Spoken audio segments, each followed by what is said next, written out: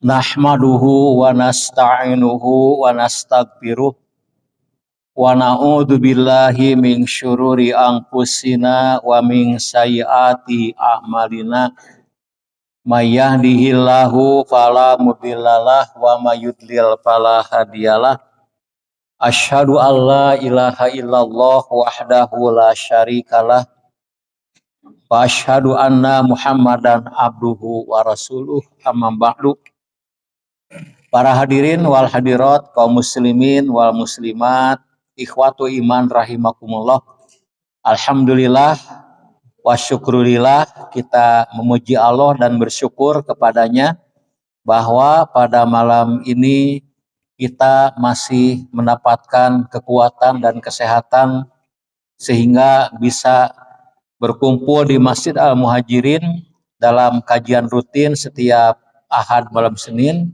Mudah-mudahan kajian yang kita laksanakan sepekan sekali ini dapat menjadi wasilah, menjadi jalan untuk menambahnya sedikit-sedikit ilmu-ilmu kita tentang Islam, untuk menguatkan keimanan dan juga untuk mendorong kita untuk tetap beramal saleh sampai akhir hayat masing-masing. Mudah-mudahan harapan tersebut menjadi sebuah kenyataan. Pada malam ini pekan yang ketiga, biasa kita membahas tentang akidah Islam. Dan pada bulan yang lalu kita sudah membahas beberapa persoalan yang berkaitan dengan masalah alam jin, Pak ya. Ini kalau kita melihat tulisan para ulama tentang jin, memang sangat panjang, Pak. Ada yang berpuluh-puluh halaman. Dan kita tidak akan membahas semua persoalan itu ya. Kita akan membahas yang penting-penting saja. Di antaranya malam ini kita akan membahas salah satu golongan jin yang menentukan nasib kita, Pak. Nah, kalau kita mampu menghadapi golongan jin yang ini ya dengan benar, kita akan selamat. Tapi kalau kita itu tidak berdaya menghadapi golongan jin yang ini, maka kita akan celaka, Pak, akan binasa. Nah, mungkin golongan jin yang akan dibicarakan sekarang ini telinganya panas, Pak, dibicarakan oleh kita. Siapa? Nah, itu dalam Al-Quran disebut dengan syaiton, Pak. Syaiton bentuk jamaknya syayatin, ya. Syaiton itu satu, kalau banyak syayatin. Kalau bahasa kita disebut dengan setan, Pak ya. Itu setan itu bahasa kitanya. Nah, apa arti syaiton? Syaiton itu kalau secara bahasa artinya adalah menyimpang. Jadi jin yang menyimpang dari ajaran yang benar. Dan bukan hanya menyimpang, tapi mengganggu makhluk yang lain agar menyimpang juga. Jadi jin yang menggoda manusia untuk menyimpang itu namanya syaiton. Nah, kemudian yang pertama kali ya, jin yang pertama kali menjadi syaiton itu namanya iblis, Pak. Jadi setan itu dulu tidak ada, yang ada jin. Nah, ketika jin itu diperintahkan untuk sujud kepada Nabi Adam bersama malaikat, maka ada seorang jin yang membangkang. Nah, itu disebut dengan iblis ya. Dan kemudian iblis ini mengajak jin-jin lain untuk bekerja sama. Bahkan mengajak manusia ikut bergabung dalam barisannya. Maka kita mengenal ada iblis dan ada setan. Iblis itu adalah bangsa jin ya, sebagai pemimpin setan, sebagai pelopor setan, dedengkot setan, Pak, atau tokoh setan. Nah, di mana iblis ini nanti dalam Al-Quran disebutkan meminta kepada Allah diberi umur panjang. Sampai kapan? Sampai kiamat. Jadi sejak Nabi Adam itu hidup dahulu sampai hari ini, Pak, iblis masih ada. Bahkan sampai kiamat baru dia meninggal dunia. Nah, dia itu merekrut, Pak. mengadakan kaderisasi lah, dan anggota-anggotanya itu namanya setan. Dan ternyata setan ini bisa dari golongan iblis sendiri, bangsa jin, juga dari kalangan manusia. Setiap manusia yang menyimpang dari ajaran Allah dan mengganggu manusia lain, itulah setan, Pak. Cuma bedanya kalau setan manusia itu tentu makhluknya kelihatan, Pak, nampak. Makanya kalau ada orang yang bertanya, apakah kita bisa melihat setan? Tergantung, Pak, setan yang mana dulu. Jangan-jangan yang nanya itu setan, Pak. Jadi bisa melihat setan yang dari kalangan manusia. Itu di Quran ada ayat yang mengatakan syayatinul jinni wal insi. Setan dari kalangan jin dan dari kalangan manusia. Dan kita akan membahas, Pak, satu ayat sebagai pedoman kita untuk mengenal setan itu satu surat, Pak. Dan surat ini Bapak pasti hafal. Surat An-Nas, Pak. Ini surat yang terakhir, surat yang ke-114. Saya percaya Bapak-Bapak ini banyak yang hafal Quran, Pak. Dari surat pertama sampai surat terakhir hafal. Cuman tengahnya enggak gitu. Surat pertama dan surat terakhir. Ya, yang tengahnya mah Pak enggak apa-apa lah. Itu mah bagian orang lain lah. Nah, surat yang terakhir disebut dengan surat An-Nas. Apa arti An-Nas? Itu manusia, ya. Kenapa disebut surat An-Nas? Karena ini pada 4 ayat, bukan 4, 5 ayat itu selalu menggunakan nas, Pak. Jadi ayat 1, ayat 2, ayat 3, ayat 5, ayat 6. Itu ujungnya adalah manusia. Saya kira saya bacakan ayatnya ya, supaya Bapak hafal, Pak. Ayat pertama adalah Qul a'udzu birabbin nas. Itu nas kan. Ayat kedua, Malikin nas. Ayat ketiga, ilahin nas. Ayat yang keempat, min syarril waswasil khannas. Ayat yang kelima, alladzi yuwaswisu fi sudurin nas. Yang terakhir, mina jinnati wan nas. Ini Pak, cuman ini jangan dijadikan permainan Pak, surat ini ya. Sebab di kita ada yang suka mempermainkan ayat ini dengan membuat cerita fiktif. Katanya ada seorang santri, Pak, santri yang menghadiri acara syukuran sore hari ya. Nah, pulangnya dikasih hidangan, Pak. Nah, dia pulang ke rumahnya di kampung kan, melewati ya hutan, melewati kebun. Dan dia belum sholat asar. Wah, di mana sholat asar nih? Nah, dia mencari sebuah tempat, Pak, ada batu besar. Dia sholat di atas batu. Dan hidangannya disimpan di hadapannya. Nah, ketika sedang sholat, tiba-tiba ada anjing, Pak. Anjing yang datang ingin menyantap hidangan itu. Gimana sedang sholat ini supaya anjing pergi? Kumacarana ngegabah anjing bari sholat. Ingat surat An-Nas, Pak. Oh, dibacanya disambung. Qul a'udzu birabbin nasi. Malikin nasi. Si anjing yang karena mengusir dia pergi, Pak, anjing itu, Pak. Akhirnya sholat selesai, Pak, hidangan aman. Cuman pertanyaannya sah tidak sholat saya tuh. Nah, ini Pak, saya kira ini permainan ya, cerita-cerita dulu. Ini si santri ini cukup cerdas ya, hafal surat ini dan tepat timingnya kan, mengusir anjing dengan surat An-Nas. Nah, sehingga ada orang sekarang yang mengatakan kalau kita itu berhadapan dengan anjing, baca surat ini. Cuman membacanya dengan pelan, akan kedengaran oleh anjing, Pak. Si-nya kan ya. Nah, baik, Pak. Ini 6 ayat, Pak ya. Ayat pertama ini perintah, Pak. Qul. Nah, katakanlah. Oleh siapa? Oleh engkau, Muhammad. A'udzu, aku berlindung. Birabbin nas, kepada Robnya manusia. Kepada siapa? Kepada Allah. Berlindung artinya memohon pertolongan kepada Allah, menjaga agar tidak terkena gangguan, Pak. Itu berlindung itu. Jadi minta agar tidak diganggu. Nah, berlindung kepada Allah sebagai Robbinas, Robnya manusia. Apa Robbinas itu? Pencipta dan pemelihara manusia. Yang kedua, Malikinas. Malikinas adalah raja manusia. Disebut raja manusia, Allah itu adalah yang memerintah manusia. Memberikan aturan kepada manusia, itu raja. Jadi Allah itu seorang raja bagi manusia sebab dialah yang membuat aturan buat manusia. Yang ketiga, ilahinas. Apa ilah? Sembahan manusia. Jadi di sini ada tiga atribut Allah, tiga sifat Allah yang dijadikan sebagai bahan kita minta perlindungan.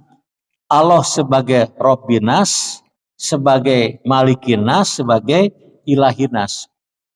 Rob itu pencipta, pemelihara, Malik raja yang memerintah, yang membuat aturan, sedangkan Ilah adalah sembahan, yang disembah, yang dipuja, yang diibadahi.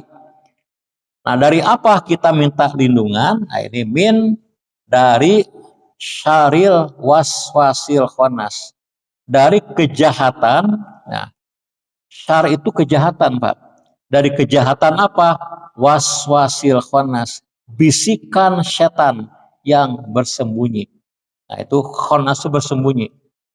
Nah, kemudian alladzi yuwaswisu fi sudurinas, yang membisikkan kejahatan ke dalam dada manusia. Siapa? Ya setan tadi.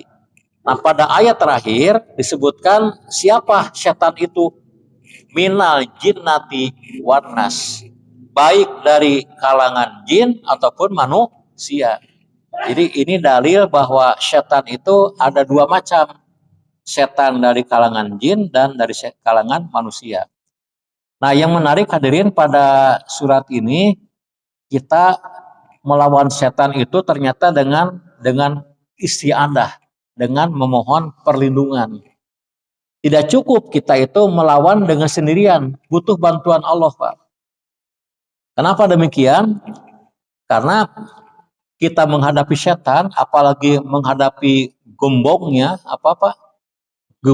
bosnya ataupun pelopornya, itu kan umurnya sepanjang zaman, usianya panjang. Kemudian setan dari kalangan jin kan tidak nampak. Berat sekali kita melawan jin, ya, setan jin yang tidak nampak. Maka butuh bantuan Allah sebagai Rob kita, sebagai Malik dan Ilah kita. Ya ibarat ini kembali masalah anjing lagi, Pak, ya. Bukan anjing yang tadi, anjing yang lain nih. Kalau kita sedang berjalan, tiba-tiba di tengah jalan berhadapan dengan anjing galak, Pak, kira-kira apa yang kita lakukan? Kalau kita melawan, bertempur, yakinlah kita akan keteter, Pak, kalah. Gigitannya lebih tajam, mematikan. Lari, dikejar, dapat. Nah, gimana akhirnya? Sedangkan anjing itu berjalan menghampiri kita. Itu cara yang paling baik, Pak, minta bantuan kepada pemilik anjingnya. Bapak anjing misalkan, ya. Maksudnya bapak yang punya anjing, tolong anjing bapak nih singkirkan, saya ingin selamat. Nah, ketika si bapak ini memanggil anjingnya, kita selamat, Pak, dari gangguannya. Nah, menghadapi setan juga demikian, dari kalangan jin terutama. Nah, kita minta bantuan kepada pemiliknya. Ya, pemilik manusia dan jin itu kan Allah Rabbul Alamin. Makanya a'udzu, berlindung ya kepada Allah. Nah, kemudian bersama surat yang sebelumnya, ini 3 bersaudara, Pak. Al-Ikhlas, Al-Falaq, An-Nas. Itu disebut dengan Al-Mu'awwidat. 3 surat yang isinya adalah mohon lindungan dari bahaya makhluk, terutama jin, dari kalangan jin yang merupakan setan, Pak. Makanya kalau kita menghadapi orang yang kena sihir, Pak, itu cara melindunginya dengan diantaranya dengan surat Al-Ikhlas, Al-Falaq, An-Nas, Pak. Dan surat inilah, Pak, yang 3 ini yang kita dianjurkan membacanya sebelum tidur, Pak, agar kita aman dari gangguan makhluk. Nah, ya kita kembali kepada surat An-Nas, Pak, ya. Nah, jadi surat ini menegaskan bagaimana kejahatan setan bagi kita, baik setan jin atau manusia. Kejahatannya adalah mengganggu, menggoda agar kita tersesat, celaka dan binasa. Nah, jadi kita membahas masalah jin malam ini, jin khusus Pak ya, jin yang menggoda namanya setan. Nah, hadirin, saya akan fokus kepada pembahasan dari Ibnu Qayyim al-Jauziyah Pak ya, seorang ulama sunnah yang sangat semangat dalam menyebarkan Quran sunnah Pak. Nah, Ibnu Qayyim al-Jauziyah menyebutkan Pak, dalam menggoda, mengganggu, menyesatkan manusia, ternyata setan itu menempuh 6 tahap Pak. 6 tahap. Tahap yang paling tinggi, yang pertama, ini yang paling berat. Nah, kalau orang lolos dari tahap pertama, setan masih bisa menggoda dengan tahap kedua. Lolos tahap kedua, tahap ketiga. Ya, rasanya susah Pak menghadapi 6 tahap ini. Coba kita koreksi ya, kita kena tahap mana nih? Kalau enggak, alhamdulillah Pak. Kalau kita sudah bebas dari 6 tahapan ini, insya Allah Pak selamat. Setan pecundang lah. Kita menjadi pemenang. Kita menjadi the winner ya, setan the loser ya. Kita pemenang, setan itu yang pecundang. Nah, sebaliknya kalau kita kena tahapan yang manapun, nah setan itu yang menang, kita yang kalah Pak. Apa tahapan pertama godaan setan Pak? Wah, ini kita selamat insya Allah Pak. Tahap pertama, setan menggoda manusia dengan apa? Dengan kufur. Diajak manusia, digoda manusia agar kufur. Apa kufur itu? Menolak Pak. Menolak, menentang kepada Allah dan Rasulnya. Secara singkat Pak, kufur itu menolak mengakui Allah sebagai ilah, menolak Muhammad sebagai Rasul, menolak 2 kalimat syahadat. Oleh karena itu di dalam formalnya Pak, kufur itu orang yang tidak menerima Islam, non muslim ya, orang yang bukan muslim. Nah, sekarang kita lihat fakta di lapangan. Apakah kira-kira setan sukses nggak Pak menggunakan tahap 1 ini? Cukup berhasil Pak. Kenapa? Sebab manusia yang kufur disebut dengan kafir itu jauh lebih banyak daripada yang mukmin. Ini kalau kita melihat Pak, ini fakta ya. Manusia di dunia kalau dilihat dari penganut agama, ternyata mayoritas siapa Pak? Siapa yang paling banyak penganutnya agama mana Pak? Kristen tuh. Walaupun sekarang ini diragukan banyak. Secara faktanya banyak yang bukan Kristen. Kebanyakan katanya ateis sekarang Pak. Atau agnostik. Kalau ateis itu kan terang-terangan tidak mengakui wahyu. Ada yang mengakui adanya Tuhan tapi menolak wahyu, menolak agama. Itu ateis. Kalau agnostik orang yang tidak peduli. Ah, sabodo lah. Rek aya Tuhan, sabodo. Emang gue pikirin kan. Wahyu, bener salah, duka lah. Itu agnostik. Itu yang paling banyak katanya. Karena saya pernah membaca tulisan, bahkan menonton video Pak. Sekarang di Eropa itu banyak gereja yang kosong. Yang dijual. Jadi toko Pak, jadi supermarket, jadi pasar, bahkan jadi masjid Pak, di Eropa, di Amerika. Jadi sekarang sudah menurun orang yang datang ke gereja. Walaupun kalau di dalam peta ya, peta agama, mereka dianggap Kristen, padahal belum tentu Pak. Ya terserah lah, anggaplah Kristen lah, Kristen KTP Pak ya. Itu mayoritas Pak. Itu kira-kira sekitar 2 miliar lebih Pak. Orang Kristen di dunia. Yang kedua baru Muslim Pak.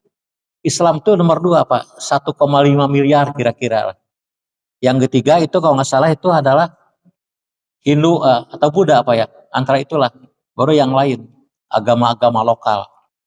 Nah sekarang kalau kita gabungkan ya Kristen, Hindu, Buddha, ateis, agnostik, kemudian lagi liberal, sekuler dengan Islam, wah jauh Pak. Ya mungkin kita hanya seperempatnya lah Muslim di dunia, 3/4-nya adalah kafir. Nah, ini kenapa manusia banyak yang kafir? Gara-gara setan Pak. Setan Pak tuh, dia tuh mengajak manusia untuk kufur, menolak Allah sebagai ilah, menolak Muhammad sebagai Rasul. Berhasil Pak. Tapi menghadapi kita gagal mereka Pak. Wah nyali Pak Asep pasieun Pak. Ternyata kita tidak menjadi orang yang tergoda dengan tahap pertama Pak. Selamatlah kita Muslim ya dengan kualitas masing-masing Pak ya. Muslim dengan tingkatan macam-macam lah. Yang jelas kita menerima syahadat dulu lah. Setan gagal Pak menggoda manusia kita dalam tahap pertama. Kata Ibnu Qayyim, jangan lupa tahap kedua nih. Nah, kalau jamaah muhajirin ini gagal digoda jadi kufur Pak, masih datang kepada kita digoda tahap kedua apa? Nggak apa-apalah, nggak kufur juga asal yang kedua pelaku bid'ah. Ah, bid'ah ini godaan kedua Pak. Jadi bid'ah itu di bawah kufur. Kenapa? Kalau kufur kan menentang, jelasnya menolak. Kalau bid'ah itu mengubah Pak. Mengubah agama itu bid'ah. Aduh, kadang abdi osok bid'ah ya. Nah, kenapa jangan khawatir Pak. Bid'ah pun beragam ini. Ada bid'ah berat, ada bid'ah sedang, ada bid'ah ringan. Nah, apa itu bid'ah Pak? Ini sudah sering dibahas Pak bid'ah itu ya. Saya ingatkan kembali ya. Bid'ah itu Pak kalau menurut bahasa terjemahnya adalah al-muhdas. Sesuatu yang baru itu bid'ah. Yang tidak ada di asalnya. Tidak ada di zaman Nabi, ada zaman sekarang, itu bid'ah. Oleh karena itu kalau menurut bahasa, maka karpet ini bid'ah Pak. Kan nggak ada zaman Nabi. Di Masjid Nabawi sekarang karpetnya lebih bagus daripada muhajirin Pak. Wah bagus Pak, tebal dan besar, harum lagi Pak. Matak betah Pak, betah sare di Nabawi. Sholat tubuh deui Paknya. Di zaman Nabi, ketika beliau membangun Masjid Nabawi itu kan Masjid Nabi Pak, itu nggak pakai karpet, itu pasir Pak. Apakah sekarang orang Saudi melakukan bid'ah? Secara bahasa iya, sebab melakukan yang tidak Nabi lakukan. Ya di zaman Nabi kan tidak ada kalau sedang Nabi menyampaikan ceramahnya direkam melalui rekaman ini. Ini bid'ah Pak.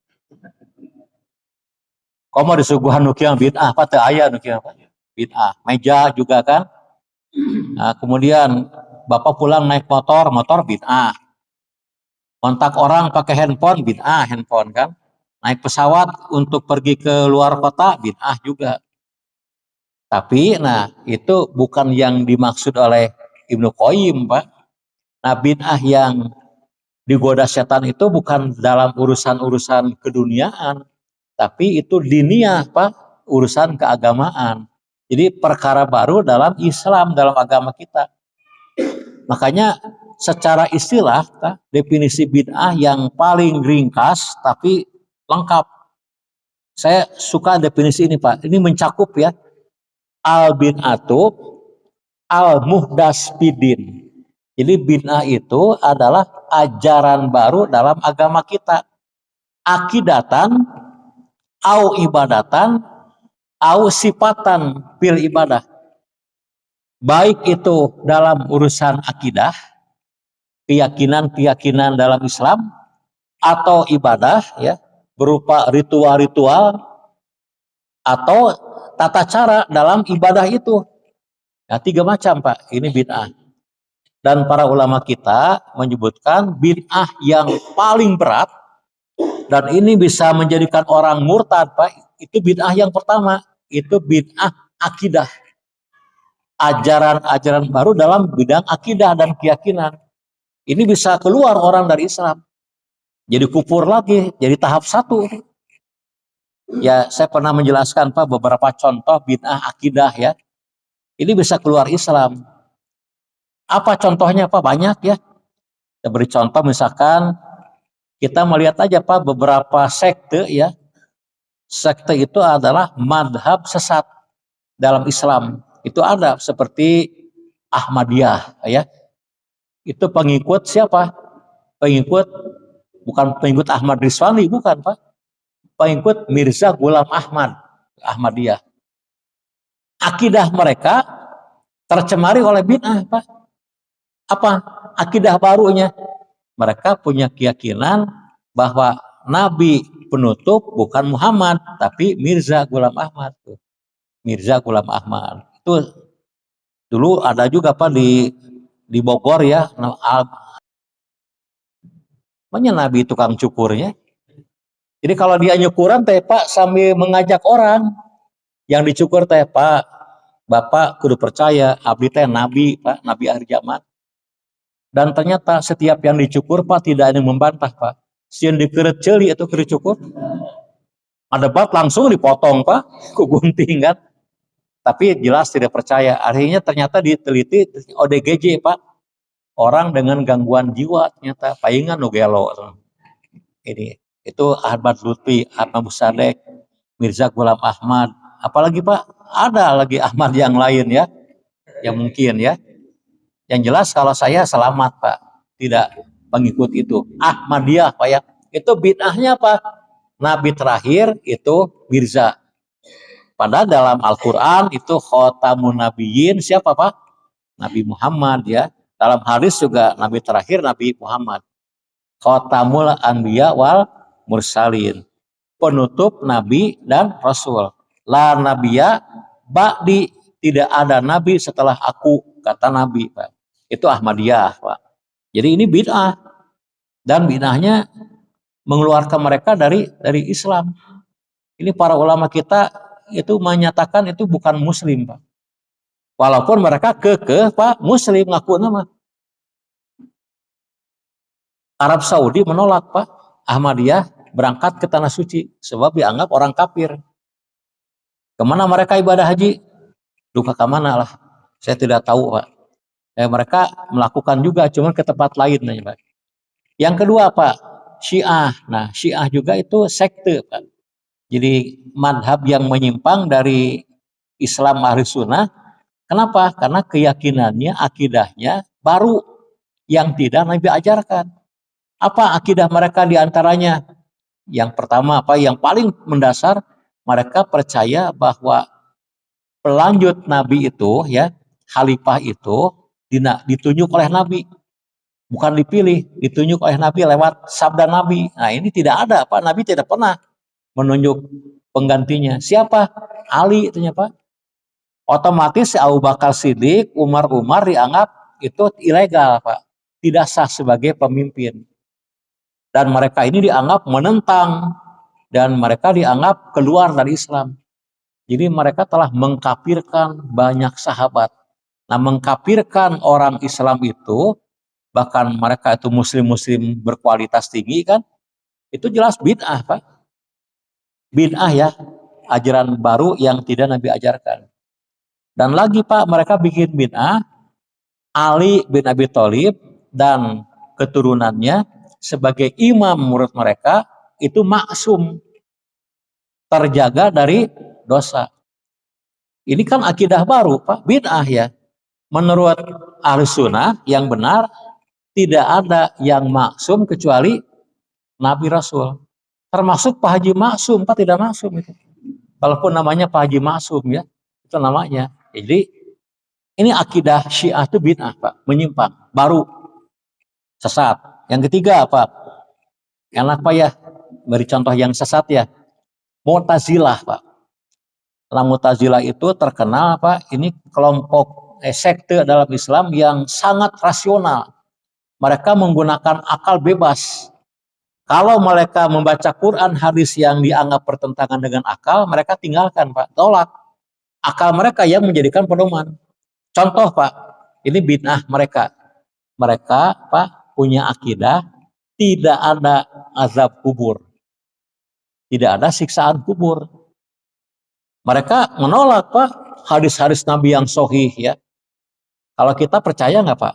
Percaya, itu bagian dari iman. Tadi maghrib Bapak baca doa ya sebelum salam. Allahumma inni a'udzubika min adzabi jahannam wa min adzabil qabri kan. Aku berlindung kepada Allah dari azab neraka jahanam dan azab kubur. Nabi mengajarkan doa ini, hadis Muslim kan. Kalau Nabi mengajarkan kita berlindung kepada Allah dari azab kubur, berarti azab kubur ada. Tidak mungkin tidak ada. Tidak mungkin Nabi mengajarkan berlindung kepada yang tidak ada. Jadi dalil kuat adanya azab kubur. Nah, Mu'tazilah menolak, Pak. Ini hadis Muslim betul, tapi punten katanya akal kita menolak. Kenapa demikian? Mereka berfilsafat, Pak. Ini filsafat Mu'tazilah, Pak. Gini, Pak, kata mereka, azab, siksaan itu akan diberikan setelah ada perhitungan. Betul nggak, Pak? Kapan adanya hisab? Di akhirat. Kan akhirat itu ada kebangkitan, ada pengumpulan, ada hisab, perhitungan, ada mizan, timbangan, Pak. Jadi hisab itu kapan? Di akhirat. Nah, di alam kubur itu belum ada hisab, tidak mungkin orang disiksa katanya. Kalau disiksa tanpa hisab, Allah dolim. Cek asa benar nya, logika apa jalan? Itu akal mereka yang bermain, Pak, dengan filsafatnya. Bahwa azab kubur itu tidak masuk akal sebab tidak ada hisabnya. Masa Allah ujuk-ujuk mengadab tanpa ada perhitungan dulu? Jadi kita menolak cek maranehna, Pak.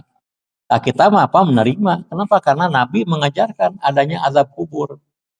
Ya bisa saja kan kita dengan akal juga, Pak. Belum ada hisab, tapi hitung-hitung apa nih? DP-nya lah, Pak. Persekotnya lah. Sebelum dia azab di neraka, iya percobaan heula lah. Itu bisa, Pak, dengan akal juga kan. Ya, ternyata akal mereka bisa dibantah dengan akal kita, Pak. Filsafat mereka bisa diruntuhkan dengan filsafat kita. Tapi tetap pegangan kita bukan filsafat, Pak. Apa? Dalil, Pak. Hadis yang sahih. Mu'tazilah. Siapa lagi, Pak? Nah, kemudian kita bergerak kepada ini, Pak. Kalangan teologi, Pak. Ilmu filsafat. Nah, ada beberapa tokoh Muslim sebagai filsuf. Jadi filsafat itu dipelajari oleh umat Islam, Pak, yang dari Yunani dulu. Nah, ada beberapa ulama Islam yang menjadi filsuf. Cuman, nah, kadang-kadang, Pak, mereka ini tergelincir dalam pemikirannya. Sebab mereka lebih mendahulukan pemikiran Plato, Aristoteles, Socrates daripada Quran hadis. Contoh, Pak, ini akidah, Pak. Ada tiga akidah mereka yang menyimpang. Para filsuf bid'ah apa nih? Satu, alam semesta ini bersifat azali. Apa azali, Pak? Eternal, tidak ada permulaannya. Jadi mereka mengatakan alam semesta itu, Pak, tidak berpermulaan, tidak berawal. Sama dengan Allah, pencipta. Ini adalah pemikiran Aristoteles, Pak. Karena menurut Aristoteles, Pak, Tuhan itu dan alam bersama-sama adanya. Jadi Tuhan itu bukan pencipta tapi penggerak, the first mover, penggerak pertama, Pak. Kata Aristoteles. Nah, ini jelas bertentangan dengan Quran, Pak. Kalau Quran mengatakan Allah adalah pencipta langit dan bumi. Patiris sama watiwal artipan pencipta. Nah, pencipta itu adalah mengadakan dari tiada menjadi ada. Ini banyak, Pak, filsuf juga yang berpendapat menentang itu. Yang mereka berpendapat seperti Quran. Alam itu bukan digerakkan tapi diciptakan Allah. Creatio ex nihilo. Jadi penciptaan dari ketiadaan. Tidak ada, jadi ada, itu penciptaan. Nah ini Al-Ghazali, Pak, mengatakan mereka sudah kufur katanya. Sebab menolak konsep pencipta. Ini tentang pemikiran filsafat. Yang kedua, Pak, bid'ah para filsuf yang kedua itu mereka sebagian ya percaya bahwa Allah tidak mengetahui perkara-perkara kecil. Allah itu hanya mengetahui yang besar, yang kecil Allah tidak tahu. Kenapa? Karena Allah itu kan jabatannya tinggi. Jabatan yang tinggi tidak tahu yang kecil. Disiliar kia apalah. Ini mereka punya argumen yang analogi. Tiap malam Senin ada pengajian Pak di sini ya, Muhajirin ya. Bapak Ketua RT di sini tahu nggak ada pengajian Pak? Tahu kan pastilah. PRT-nya kan, PRW, oh depannya tuh tahu pasti PRW ada pengajian. Ya sok hadir PRW-nya. Pak Lurah, taduka Pak Lurahnya. Pak Lurah kan bukan orang sini Pak, lebih tinggi kan Pak Camat. Oh mau Pak Camat mah, tara kadia. Wali Kota, Parhan, tahu nggak Pak Parhan Pak? Ada pengajian di sini. Duka tuh. Kalau gubernur, Dedi Mulyadi, Prabowo tahu ke Prabowo? Mual apalin Pak. Kenapa tidak tahu? Karena semakin tinggi jabatan orang, Pak, semakin tidak tahu yang kecil. Kita mau urusan RT atau urusan presiden makan yang gede-gede, Pak. Nah, siapa yang paling tinggi di dunia? Tuhan tanya. Tuhan juga sangat tinggi, tidak tahu yang kecil tanya. Nah, ini kan celaka, Pak. Masa Allah disamakan dengan RT, RW, dengan lurah? Itu filsafat mereka. Makanya Allah tidak tahu, Pak, ada pengajian di Muhajirin. Ini kan celaka. Kalau kita Allah kan alim, maha mengetahui. Di Quran ada ayat Pak, tidak ada satupun daun yang jatuh di kegelapan malam kecuali Allah tahu. Berapa, di mana jatuhnya daun. Tidak ada biji yang pecah dalam bumi yang gelap, Allah tahu Pak. Biji yang pecah pada malam ini. Ya biji tumbuhan. Berarti Al-Quran menyebutkan Allah tahu Pak, detail semuanya. Beda dengan presiden kan. Semakin tinggi, semakin tidak tahu yang kecil. Bagi Allah tidak berlaku. Nah, kesalahan para filsuf itu menyamakan Allah dengan manusia, itu Pak salahnya. Itu bid'ahnya Pak. Bid'ah ketiga Pak nih dalam filsafat ya. Tidak ada kebangkitan jasmani di akhirat. Jadi manusia itu dibangkitkan rohaninya. Kenapa? Sudah hancur jasmaninya. Dimakan apa? Dimakan rayap, dimakan cacing, dimakan bakteri. Pak hancur kan. Dari yang bangkit itu jiwanya Pak. Rohani. Jadi kalau dibangkitkan itu ke surga ke neraka itu bukan badan, tapi bukan jasad, udah hancur itu mah. Kalau kita mengatakan kan diganti kan, mereka mah diganti di mana masuk akal Pak. Itu Pak filsuf ya. Itu Pak beberapa keyakinan para filsuf. Di kalangan tasawuf Pak, ada juga Pak bid'ah akidah orang tasawuf. Mereka kan punya tokoh namanya wali Pak. Dan di antara mereka sebagian Pak, nggak semua, ada yang berpendapat para wali mereka itu ternyata memiliki kekuatan spiritual. Walaupun mereka sudah meninggal dunia, mereka tahu urusan di dunia ternyata. Menyahuanan Pak. Makanya di antara mereka ada apa yang menguburkan wali, tokohnya tuh dikuburkan, dibuat bangunan dan didatangi. Dianggap mereka tuh tahu urusan dunia. Datangnya Pak, saya pernah lihat di video Pak, nggak jalan Pak, ngorondang Pak, ngorondang, kemudian batu nisan diusap Pak, diusap dan ini begini, ya disembah Pak. Kenapa? Karena itu orang sakti tahu urusan di dunia. Ya ini Pak bid'ah dalam akidah yang bisa menjerumuskan kepada kufur. Ya kalau bid'ah dalam ibadah tidak sampai menjadi kufur Pak, hanya ya berdosa saja Pak ya, membuat ajaran-ajaran baru. Contoh misalkan Pak ya, ini di kalangan tasawuf saja Pak, kalau Nabi itu mengajarkan membaca dzikir itu paling banyak 100 Pak. Itu paling banyak 100. Tapi di kalangan tasawuf ada yang sampai ribuan Pak dzikir itu. Dzikir dan caranya pun mereka berkreasi. Kalau kita mau duduk ya dzikir duduk, mereka mah berdiri Pak. Bergerak Pak sambil menari. Wah tuh rame dzikirnya. Ini salah satu bid'ah di dalam ibadah. Baik hadirin, nah ini kalau masalah bid'ah ini kan kita butuh penjelasan panjang Pak, beberapa contoh ya. Ada Pak sebuah buku ya, apa judulnya Kamus Bid'ah. Bayangkan Pak, ada kamusnya Pak. Ratusan bid'ah yang berada di masyarakat. Jangan-jangan kita pun ikut ya sebagian. Nah, cuman yang perlu diingat, bid'ah itu bertingkat-tingkat, Pak. Ada yang berat, ada yang sedang, ada yang ringan. Pelakunya pun ada yang berat, ada yang ringan. Ada pelaku bid'ah sebagai pelopor, Pak. Ada juga pelaku yang ikut-ikutan, Pak. Orang awam yang tidak tahu. Kumarame nawe itu beda dengan tokohnya, Pak. Tokohnya, pelopornya jelas lebih berat tanggung jawabnya. Baik, itu yang kedua, bid'ah, Pak ya. Wah, selamat, kenapa saya dari bid'ah? Nah, yang ketiga, Pak. Kalau masih selamat dari tahap kedua, tahap ketiga adalah kabair. Apa kabair, Pak? Dosa besar. Dosa besar. Berapa banyak dosa besar? Kalau Imam Dahabi menyebut kira-kira 77 katanya dosa besar. Nah, saya punya kitab namanya Tanbihul Ghafilin, Pak, ini saya bawa. Ini pengarangnya adalah Muhyiddin An-Nahas. Nah, dalam kitab ini beliau mengatakan ada 162 dosa besar, Pak.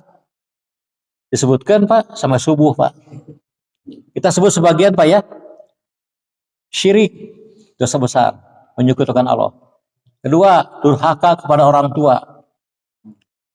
Yang ketiga, membunuh tanpa alasan. 4, meminum minuman keras. Kelima, melakukan riba. Keenam adalah mencuri, kecuali mencuri hati orang. Ketujuh adalah apa itu coba?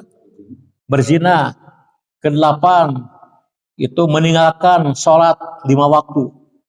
9, tidak membayar zakat walaupun dia mampu. 10, tidak mengerjakan saum wajib padahal dia kuat.